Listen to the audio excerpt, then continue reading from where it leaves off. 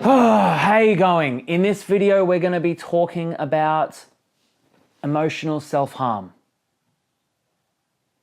Because there's more than one way to hurt ourselves. Now, in this video, some people might find it a little bit triggering. And if you don't like that, because some people love to be triggered. If you don't like that, there's probably going to be a link for some cat videos below. But here's the thing. I will occasionally get someone who sends me a message on Instagram, Facebook, whatever. And they send me a message asking me how to get someone in their life. And what's happening is they're so in need of having this person in their life that what they do is they push that person away. There is a common trend that I see when it comes to this stuff. Now, I'm going to be talking about emotional self-harm, but I really want to talk about this particular thing first, and it'll all come together in a beautiful symphony of conversation. But what I see are the occasional person will get really desperate in their relationships because what they're looking for is, because they can't feel like they can fix themselves, at least they can help someone else. So they don't think they're worthy in love. So what happens is they end up finding someone that they can fix because they think they need to fix someone. Now, what this always happens, no matter what, is that person ends up pushing that person away. We push that person away because when we try and fix someone, we're also communicating to them that they're not enough. And is that what they want to feel? Well, my guess is not. My guess is people want to feel good about themselves. My guess is people want to feel fantastic. So when we try and help someone without their permission, what we're actually communicating to them is, well, have you ever thought about how you need my help? And they're not ready for it. So we end up pushing that person away. But there is a thing that is underneath that. When we think we need to help someone, not only are we not trusting them, so when we don't trust someone, it's like, what's a relationship based on if it's not for fucking trust, right? But the next step after that is that we don't trust ourselves that we are enough. That we have to keep giving because we don't believe we're enough. So we have to keep giving and giving and giving because we don't believe what is physically in front of us is worthy of love from someone else. So we give. Now here's the thing, and I want to make this big distinction before we talk about emotional self-harm, because this is a real big distinction. You can give in relationships. In fact, relationships are founded on giving. But I would say give because you want to, not because you think you have to. And there are going to be some people who watch this video and they realize that that's them. That there's someone who gives because they want to, and they're like, thank God I had Harvey reaffirm that for me because thank God I'm amazing. But there are some people who are going to be watching this video and they realize, oh shit, I give because I keep giving and I feel uncomfortable if I don't. When you feel uncomfortable if you don't, what does that mean? It means you just feel uncomfortable not giving, that you aren't enough. So we push people away because we need someone else to validate us. But whose job was it to validate us? Was it their job? No, it was ours. And it's the same thing. So when we push other people away, guess what? And what happens is we push other people away and then we're like, but how do I get them back? They're not happy. I got to help them. Well, we push them away because we thought we needed to help them. But we push them away because, they're happy. They might not be happy, but they're doing their best with what they know how. So they're looking after themselves. And so this is where things get a little bit painful, because sometimes that means they ghost us. That means they disappear. But I like to look at life or relationships like we have unwritten contracts with them. That the way people treat us is a direct reflection of what we need. We needed someone to mistreat us because we're incapable of looking at ourselves, so we needed to feel bad about ourselves. So someone comes along, they probably weren't meant to mistreat you, they weren't designed to, they weren't wanting to, but that was the unwritten contract that you had with them. When someone comes along and they're designed to love you, and you have an unwritten agreement with them that we are going to love each other. So it's an interesting phenomena when you start to look at relationships this way. You start to realize that everyone is always a direct reflection of us. It's the inside going out, inside going out. So then what happens? What are we talking about emotional self-harm? Well, I bring this all together because some people, they want relationships because they want to feel better about themselves. Because at a very deep level, they're hurting themselves. Self-harm does not always come in physical cutting. Self-harm does not always come in eating disorders or some form of punishment on oneself. Because it starts, if you've been doing that, it fucking starts with your thoughts. Often days, years, months before physical manifestations happen. Now, the reason why I bring this up is because sometimes we hurt ourselves through other people. That we don't feel good about ourselves, so what do? We get someone else to help us not feel good. But it's easy to blame other people. And it's also easy to blame ourselves in a game where there is no blame to have. It's not that you're a terrible person. It's not that they're a terrible person. Just two people just trying to live your fucking lives. So I talk about emotional self-harm in the context of relationships. But what it really is these negative, deep thoughts that we have about ourselves. Terrible, ugly, fat, repulsive. No one's going to love you. You're weird, funny, odd, unhealthy. You can't speak properly. You can't dance, you can't sing. Business terrible. Can't look after yourself. Can't make money. Not worthy. Not hireable. Not enough. Too much for other people. Too passionate. Not passionate enough. Too tall. Too short. Funny nose. Funny eyes. Funny hands. Funny feet. Funny style. Dressed up too much. Dressed up too little. You know, isn't it funny that all of these thoughts that we have, are often like, they have like polar extremes. Someone who thinks they're too fat will then lose weight and go, I'm too skinny. Someone who thinks they've dressed up too much will often then dress down and go, I've dressed down too much. Someone who thinks they're too much for other people will then pare themselves back and go, but I'm not enough. So what happens is that when we start to realize that our thoughts are lying to us, that we were feeling bad about ourselves because of some external reason, we start to realize that our thoughts lied to us and that we just feel bad. We felt bad. We felt bad because we were always feeling bad and we never looked at that emotion. So always, with every form of healing, because I swear to God, my job is 90% healing and 10% have you thought about saying hello? Because a good majority of dating is actual communication. You know, someone asked me the other day, can you tell me about what happens to a man after marriage? And I said, have you bothered speaking to that person? Like, what do they want? Because I can give you what I would say, but at the end of the day, communication is king, especially raw, honest, powerful communication. So this is where I invite you, as always, to start communicating with yourself, to start looking at yourself, to start feeling yourself,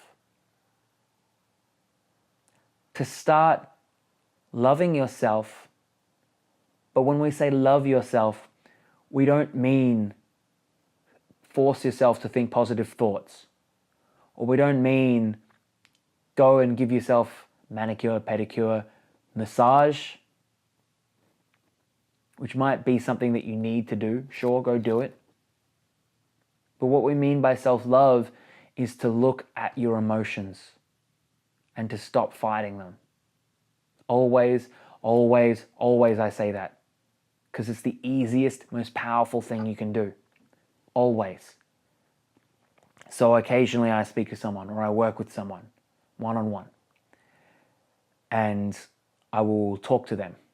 And I will realize that they are cutting themselves emotionally. And so it's my job to stop them from hurting themselves. As soon as they stop doing that, the relationships just start working. It's so fucking simple. And if you say it's complicated, it's because you're not ready for it. Or you want it to be complicated because it gives you some bullshit thing that you get to do. It's like when relationships are complicated, it gives you drama, gives you entertainment, gives you something to fight. But when you realize that they don't have to be that way, and we don't need to fill our life up with drama, it can happen so quickly, so fast, so loving. If you're single, you'll meet someone if you want to meet someone. Or if you want an amazing amount of lovers, that'll happen. If you're in a relationship and it's like you're feeling like it's stale, bang, goes from here to here. If you allow it. If you allow yourself to feel whatever you're going through, if you're depressed, feel depressed. If you're hurting, allow yourself to feel hurt. Usually it's not the pain that hurts us, but it's the fact that we stopped ourselves from feeling the pain.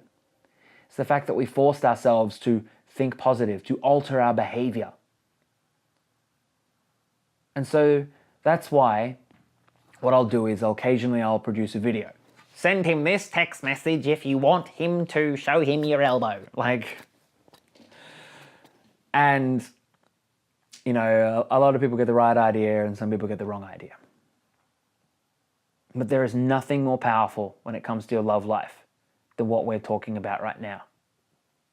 There's nothing more powerful than looking at your goddamn emotions. Because once you look at them, you let them go. Once you look at them, you surrender. And when you surrender to yourself, you start to love yourself. The opposite of... It's funny, you know they say love and hate are very similar? It's like, that's why we hate someone because we didn't get to love them enough. And we love someone because they hate us.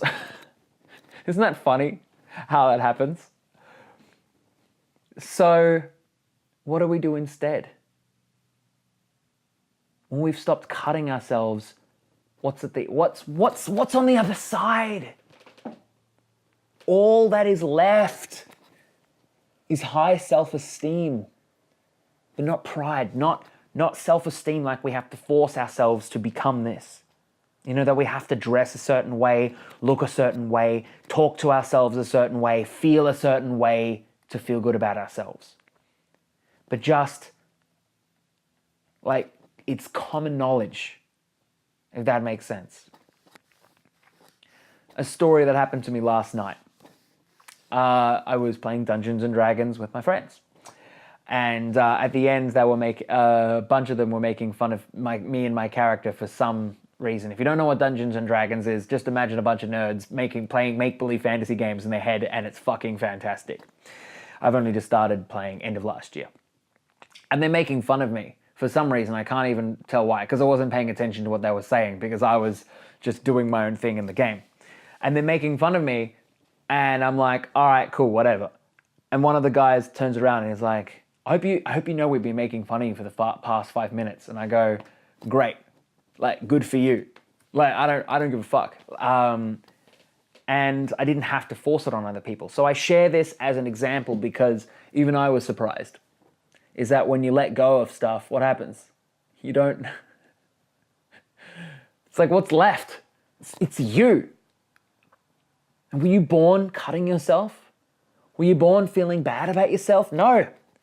Sure, you were born kicking and screaming into this world. Mommy, daddy, what's this light? Because it was startling. You were in a fucking womb for 9 months, and then you come out, you're like, but after that, what happens? And I love this. I think it's so fun. Like, I have my little niece, Hazel. And I remember seeing her smile. And I was like, I have not seen an adult smile like that. Because she smiles with her whole face.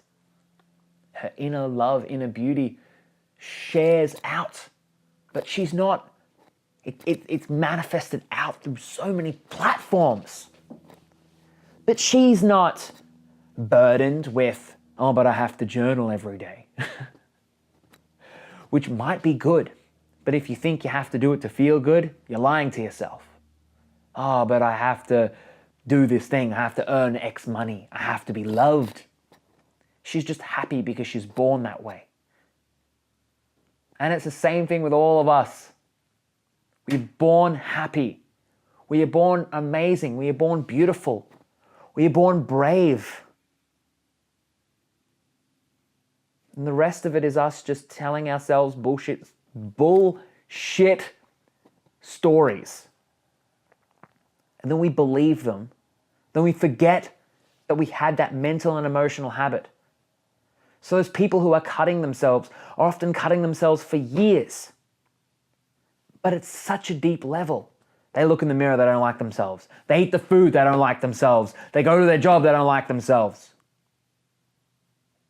Now, it isn't to stop doing those things, it's just to look at your emotions. Because then you might keep those things up and realize that actually it's not so bad. Then you might look at yourself and realize, hey, that person's not so bad. Then you might go out, meet people. This is why I love this, is that when we let go of these emotions, shit happens automatically. You don't have to worry about it. Then people ask me advice, and I give them advice because sometimes really people need it in the moment because they need solace. But when I really work one-on-one with fucking amazing people, what happens is that we realize the only thing stopping us was the fact that we were stopping ourselves from feeling ourselves. Sometimes when I work with people, all we do is cry for the first few sessions because they needed to cry. And then we start to feel things. We start to feel the fact that we weren't allowing ourselves to feel attractive, feel loved, feel good about ourselves. That then people like us, we call them weird. Oh, they're weird, they're too much. I like that person doesn't like me. I better like them. So the world is funny. People are hilarious. And I'm here to ask you to stop cutting yourself emotionally. If you watched it this far, clearly something's fucking sinking in your head. So if you do want to work with me one-on-one, you can. You still have that option.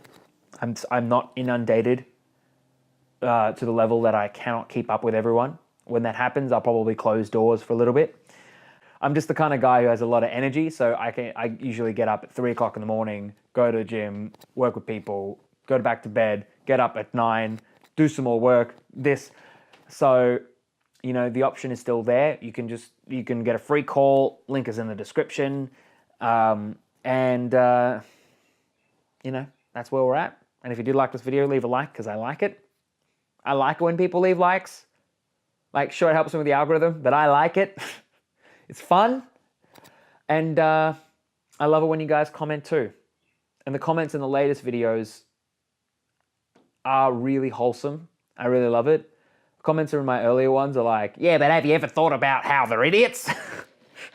And I'm like, have you ever thought about how they're not? But I don't fight them. I don't give a shit. So, yeah. You're great as you are, and I want you to start accepting that.